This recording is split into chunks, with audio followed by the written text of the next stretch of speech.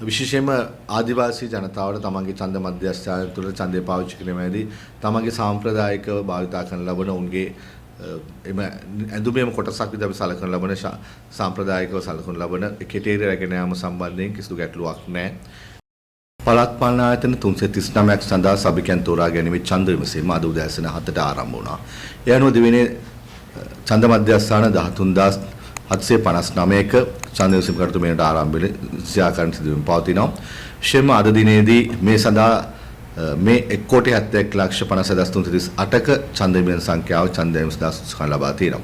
විශේෂ ඉල්ලීමක් කරනවා සිළුම ඡන්ද හිමියන්ගෙන් හැකි පමණ කලින් ඔබගේ ඡන්ද මධ්‍යස්ථාන ඡන්දය පාවිච්චි කිරීමට කටයුතු කරන්න කියන එක.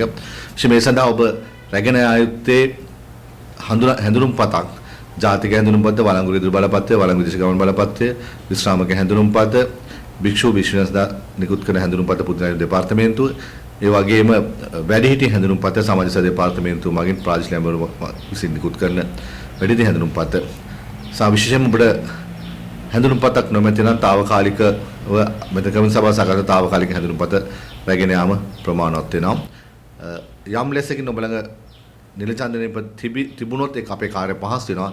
මේ නොතිබීම ඡන්දේ දැමීමට නොයාමට හේතුවක් නොවේ. කරුණාකර ඔබේ ඡන්ද මධ්‍යස්ථාන ඔබේ ඡන්දේ පාවිච්චි කරන්න. විශේෂම අපි මහිලා සිටින සීලම සේවා යෝජකයන්ගෙන් ආයතන ප්‍රධානීන්ගෙන් ඔබගේ කාර්යාලය ඔබගේ සාප්පුවේ ඔබගේ කඩේ ඔබගේ ආයතනය තුළ රැකියාවේ යෙදලා ඉන්න ඡන්දදායකයන් සඳහා ඔවුන්ගේ ඡන්ද මධ්‍යස්ථානයට ඔබ රාජකාරී ස්ථානයේ තිබෙන දුර ප්‍රමාණය දිහා සලකා බලලා කනල උන්ට අදාළ නිවාඩු ලබා දීමට කටයුතු කරන උන්ගේ ඡන්ද බලය ආරක්ෂණය අයිති ආරක්ෂණයට ඔබ කටයුතු කරලා ඉතාම ගෞරවයෙන් ඉල්ලා සිටිනවා. විශේෂම දිනේ පස්වරු 4ට ඡන්ද විමසීම අවසන් කර බලාපොරොත්තු වෙනවා. ඒ අනුව මේ මොහොතේ සිට ඔබට ඡන්ද දැසන 7 සිට 4 දක්වා මේ පැනමේ කාලයක් තුල ඔබට ඡන්දේ පාවිච්චි කිරීමට හැකියාව තියෙනවා. ඒ නිසා අපි විශේෂයෙන්ම මේ ඡන්දේ සලකුණු කිරීමට කිසිදු ආකාරයකට තවත් කෙනෙකුට ඡන්ද ආයාචනා කිරීම බලපෑම් කිරීම ඡන්ද නොදීන් ලෙස සඳහන් කිරීම හෝ එක් පුද්ගලයන් කණ්ඩායම් ඉලක්ක කරගෙන ඡන්දය සම්බන්ධයෙන් කටයුතු කිරීම වලකින සාම ගෞරවයෙන් ඉල්ලා සිටිනවා.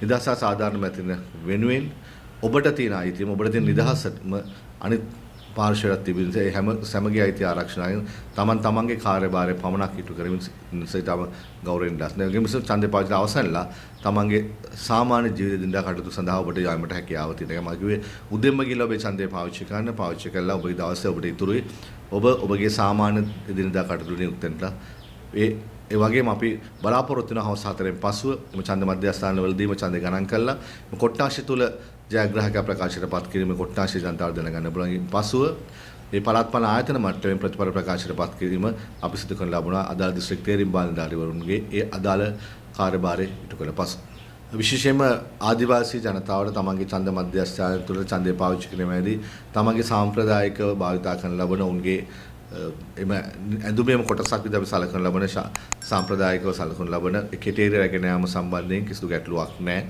ඔවුන්ට ඒ සඳහා අවසර තියෙන සම්බන්ධයෙන් අදාළ දිස්ත්‍රික්කයේ තේරීම් බාලධාරියත් දිස්ත්‍රික් නියෝජ්‍ය සහ සහකාර කොමසාරියාත් මේ අදාළ ඡන්ද මධ්‍යස්ථානයේ රාජකාරී කටයුතු කරන සියලුම නිලධාරීන් දැනුවත් කරලා තියෙන සම්බන්ධයෙන් කිසිදු ගැටලුවක් පැනනගින්නේ නැහැ. ඒ ආදිවාසීන්ට ඔවුන්ගේ සාම්ප්‍රදායික ඇඳුම එක්ක ඡන්දය පාවිච්චි කිරීමේ හැකියාව තියෙනවා.